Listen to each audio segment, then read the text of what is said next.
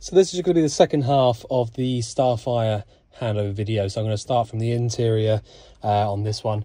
So the interior of this van has got a really nice high spec. So you've got the electronic adjusting mirrors from this little joystick just here, electric windows, and you can unlock and lock the cab from just here on this button. Because we're on the Peugeot, you have also got the steering wheel functions on here, so you can change the source, etc. Just thinking out loud though, I'm not sure if that's going to be, if these are going to do anything now, because you've got the nice new Pioneer head unit. The old ones were a little bit out of date, if you like. So yeah, I'm not sure if these ones will work at all, actually. You know, I don't know. They might be wired up properly to that, I don't know. But yeah, anyway, you've got the nice new Pioneer single DIN head unit just there as well, with the CD player, USB, your aux point there for that as well. So you've got also the air conditioning from this little switch just here underneath the stereo. Heater controls left and right of that. Hazard warning lights from there, a couple of 12-volt sockets to the left. You've also got the optional extra cruise control from this little switch just down here below the indicators and lights. As I showed you on the outside, you have got a reversing camera. Now that screen has been put up here. Whether you want to keep it here or not, I don't know. Obviously the previous owner has put this here, but it all works nicely, gives you a nice clear view of what's behind you. And you've also got what your general sort of dimensions on this little bit of paper here. Previous owners obviously printed that out for you. So if you need it on the go, you've got it just there. As for the cab, that is about it. Both front seats do swivel round. So you've got these little handles just here. So you pull the handle towards you, and then that allows the seat to swivel all the way around. And also it means that you've got access to the back end of the vehicle. At the moment, I've just got this cushion off, just so I can show you underneath the seat just here. But I'll get to this section in just a minute. For the time being, I'm going to start over here by the habitation door. So as soon as you walk in the hab door, you'll notice that up here, we've got the actual control panel for the vehicle. So a lot of Autocruises, Auto Sleepers, that sort of company have been using these control panels, which I absolutely love. I think they're really simple to use, and I've not had any issues with any of them yet. So really easy to use. So what you need to do is turn the power on by pressing this little middle button just here. Once you've done that, just press it the once there and it will show you what you've got going on. So we've got two lights on the motorhome here. The top one here is showing us that the awning light is turned on, and the bottom one here is telling us that the leisure battery is the battery that's powering the lights and whatever we want to be working on 12 volt. So if I switched over to vehicle battery by pressing this button just here, you can see now the power is now being drawn from the engine battery, because the light's over here on the engine. So for the time being, I mean, for now, we're going to want to be on leisure, because really the leisure battery is the one that's made for powering our lights and things like that. So once you've got the power on, you can then view the levels. So press that button just there. It shows you the leisure battery voltage and your fresh water level. So you've got half a tank of fresh water, 12 volts in the leisure. Wastewater level, so that's empty. And we've got 12 volts in the vehicle battery. So that is all absolutely fine. You've then got cabin lights. So pressing that will basically turn on and off the lights in the cabin, as you can probably assume. Water pump. We turn that switch on there when we want the pump to start working and give us good pressure at the tap. So the last little switch there is awning light, and I said you can get the light coming on and off there to tell you whether or not it's on. So the water pump is the next thing I'm going to talk about. So because we've got a boiler on board on this particular vehicle, which is this grey unit just down here underneath this seat, we do need to make sure that that boiler is full up of water before we start trying to use it. And The only way to do that, because there's no gauge on the boiler telling you how full it is, or there's no, you know, gauge somewhere else telling you how full the boiler is. The only way to do this is by doing what I'm going to show you now. So turn the water pump on, come over to the sink over here, and draw the water through cold and hot. So if we get any air coming through the tap now, I mean, I don't know if this is going to have any air in it or not, because I've just literally come into the van, but I'll just show you what we need to do. So we pull the water through on the cold side.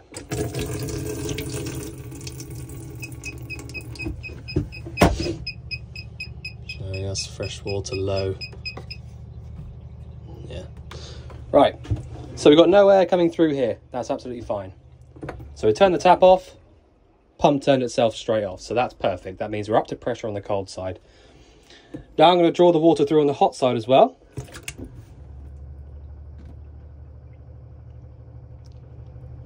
Now drawing the water through on this hot side is what's going to show us if the boiler is full or not.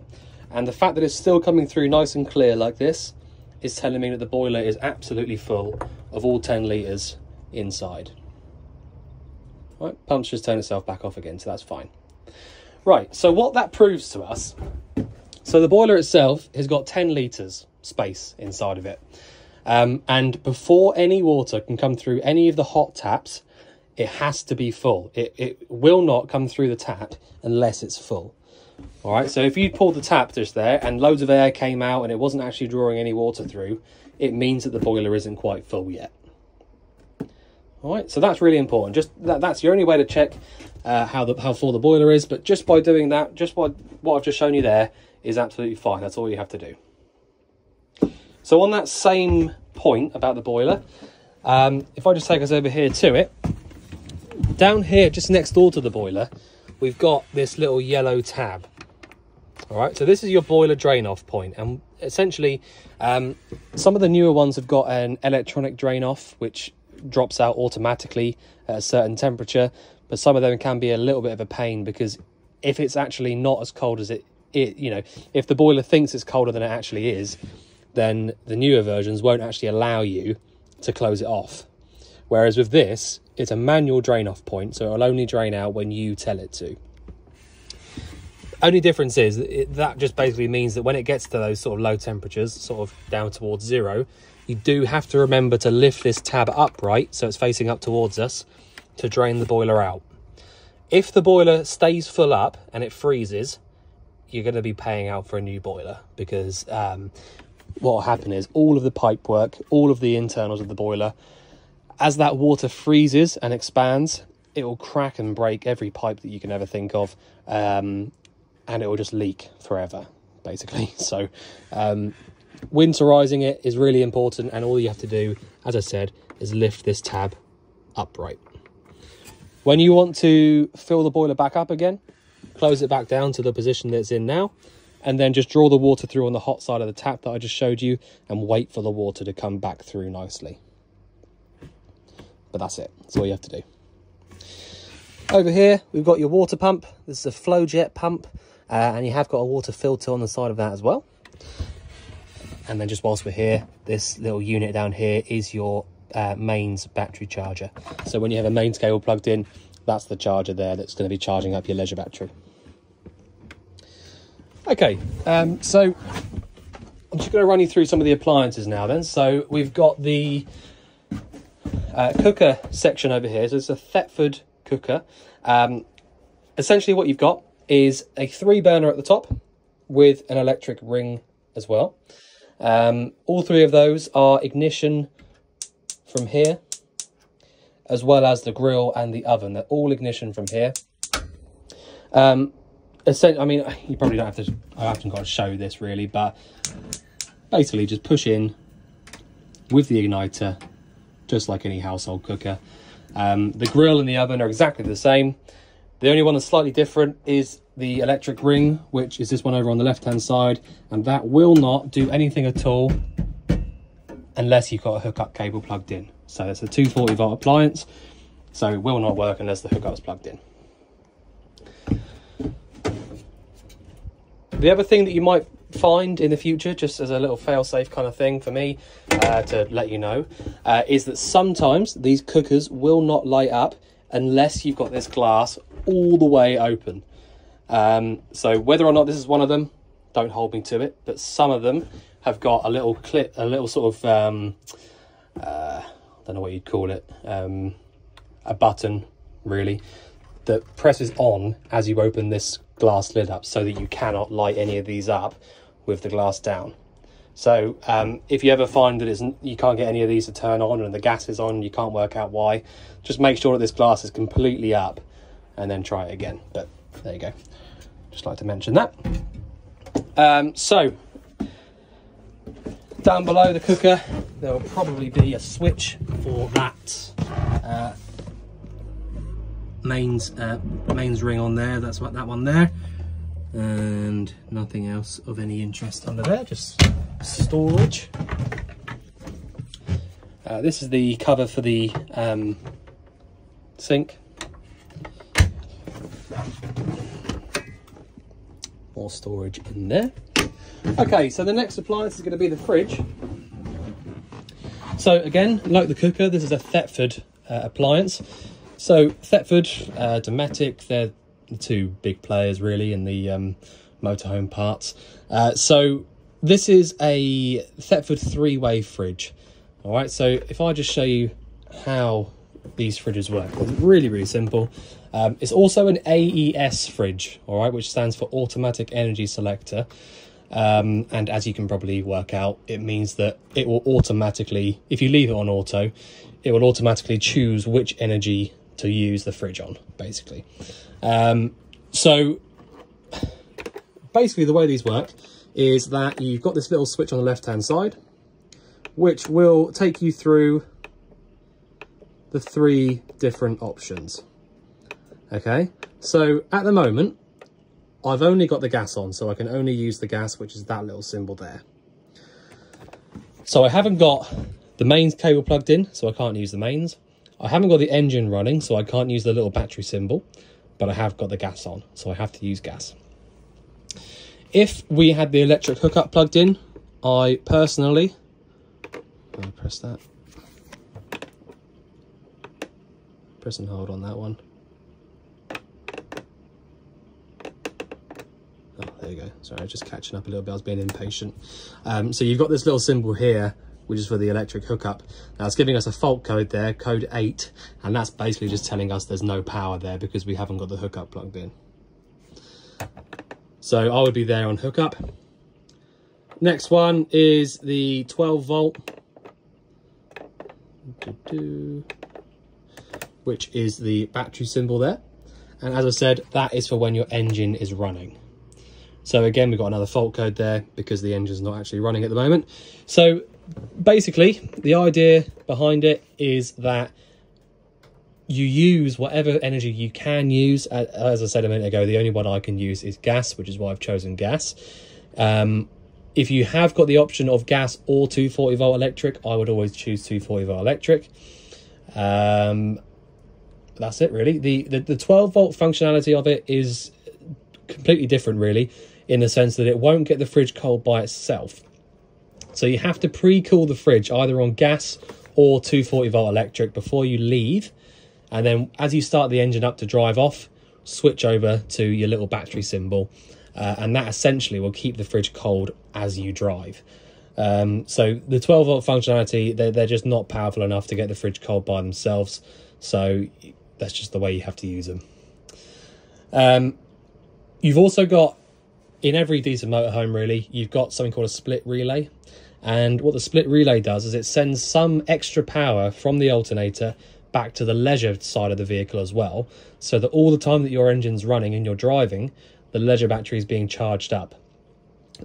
As part of that split relay, it sends a little bit of power back to the fridge here, which is how you can use that 12 volt function, and that's why it will not work unless the engine's actually running.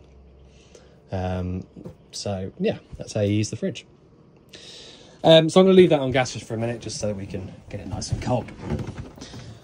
So right behind us is the Truma Ultra Heat. So this is your heating for the vehicle, and it is a gas or 240 volt electric appliance. Now I'm going to start off on the left hand side. We've got your fan. So the fan blows around whatever heat you produce from this through to these little beige vents. So there's two here, there's probably one in the bathroom, but there will be one in the bathroom. But because it's quite a small vehicle, it doesn't really need many. So that is, from here, you've got your scale 1 to 5, and then you've got basically on to the left, off in the middle, or auto on the right. Now I personally only ever use them on off or on. I don't really see the point in the A one. Just set your speed on here and turn it on if you want to. On the right hand side, this is all to do with how you light the actual heater up on gas. So essentially you've got an automatic ignition. So all you need to do is turn this little dial around to sort of 2 or 3. You've then got, down here, you've got like a little peephole for the flame. So all I'm going to do now is press down on this little button here. And if we watch, see what happens down here. There you go. You can just about see the nice little blue pilot flame. Now all I'm going to do is lift up on this little switch.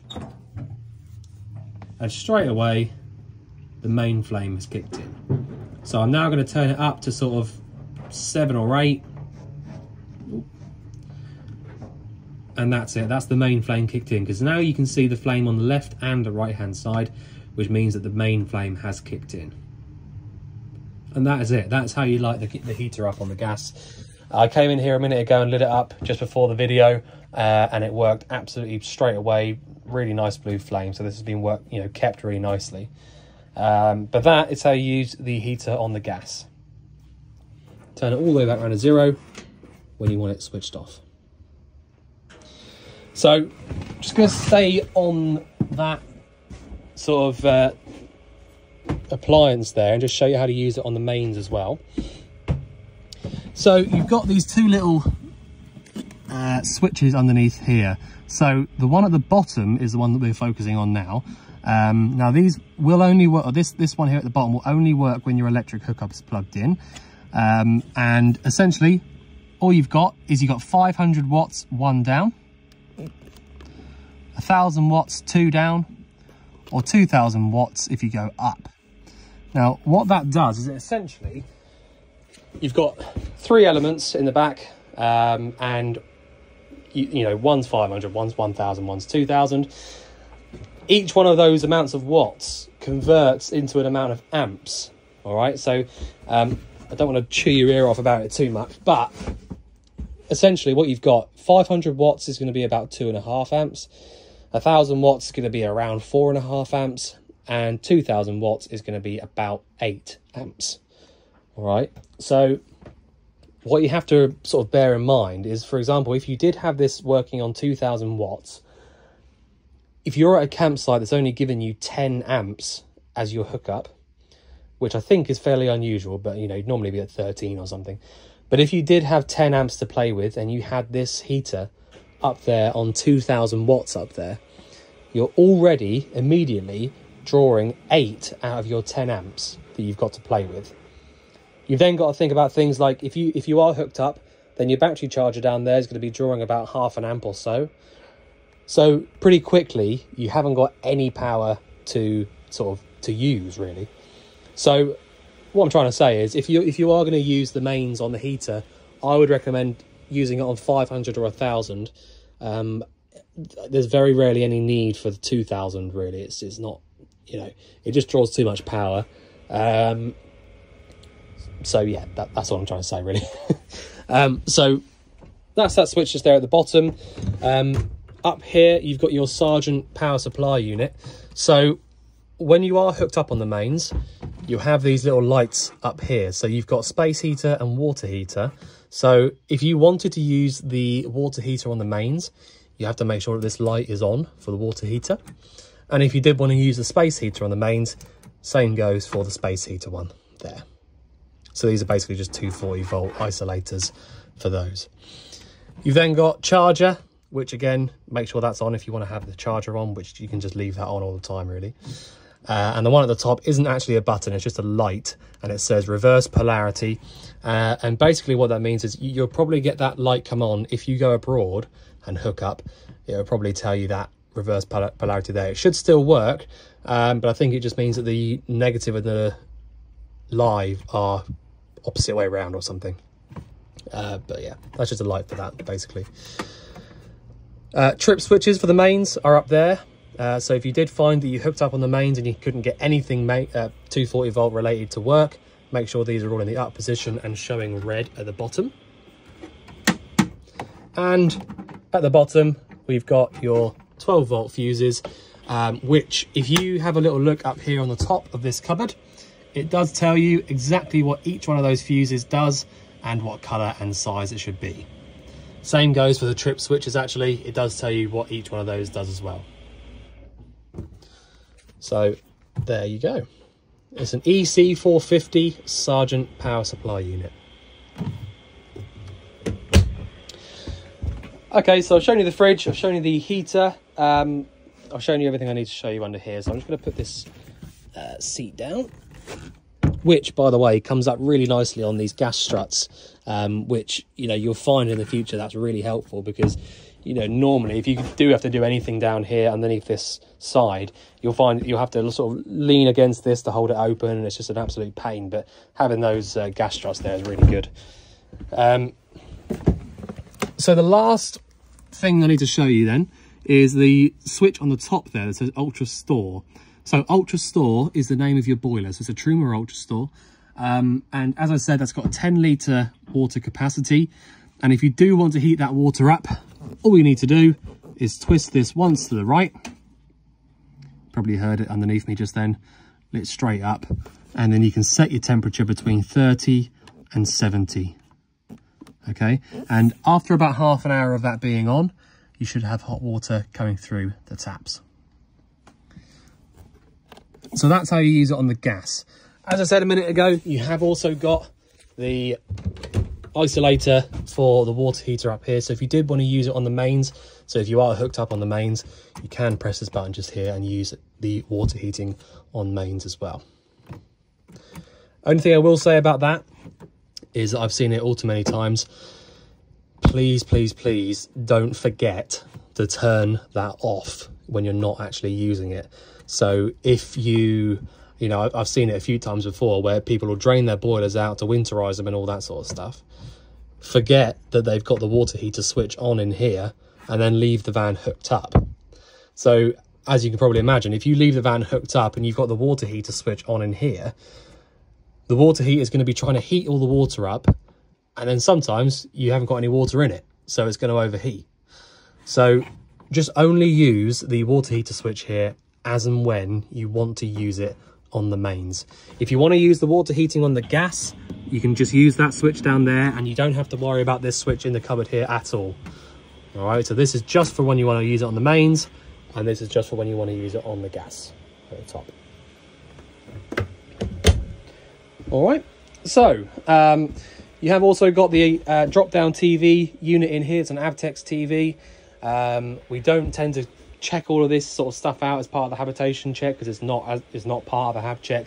But you know, I've got no doubt that it all works. It all looks fairly new, so fingers crossed that's all good for you.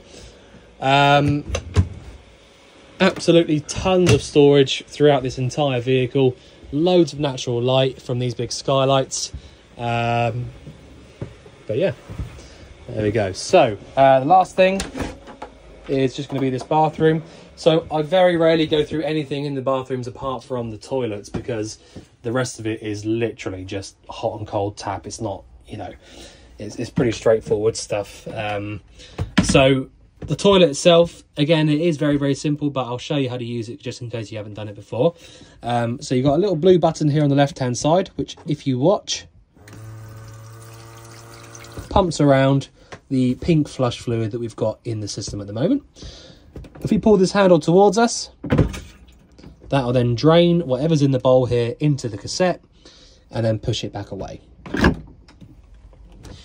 It's important to push that back away again because if you don't, you won't be able to take the cassette out from outside because it'll be locked in position. So that's always handy to know. A little bit of storage just here behind the toilet as well. It's not as shallow as it looks actually, the cupboards. And that's it. So you've got light switch just here, for that. And there we go. So main things really, when you're packing up to leave, make sure that you've turned your fridge over to 12 volts, so the little battery symbol. Make sure that all of your windows are shut and completely over to the secondary latches, otherwise they will make an absolute racket as you drive. One of the most important things I can say, I know that I see it all the time, so that's why I'm saying this. In the summer, yes, I know it gets very, very hot, and yes, I know you've got nice big skylights up here, but please, please do not drive with these open. I see it all the time of people driving along the motorways at 60, 70 miles an hour with these skylights wide open. These skylights are over £1,000 just for us to buy. All right, so if you break one of these, you're going to be, you need to look after these skylights as best you can. So please don't drive along the road with these wide open, because I can nearly guarantee that they'll fly off. So making sure all your windows and things are shut down before you start driving. But yeah, that's about it really. Windows and skylights are some of the most expensive parts in these vans, so you do have to try and look after them as best you can. But yeah, other than that, all good.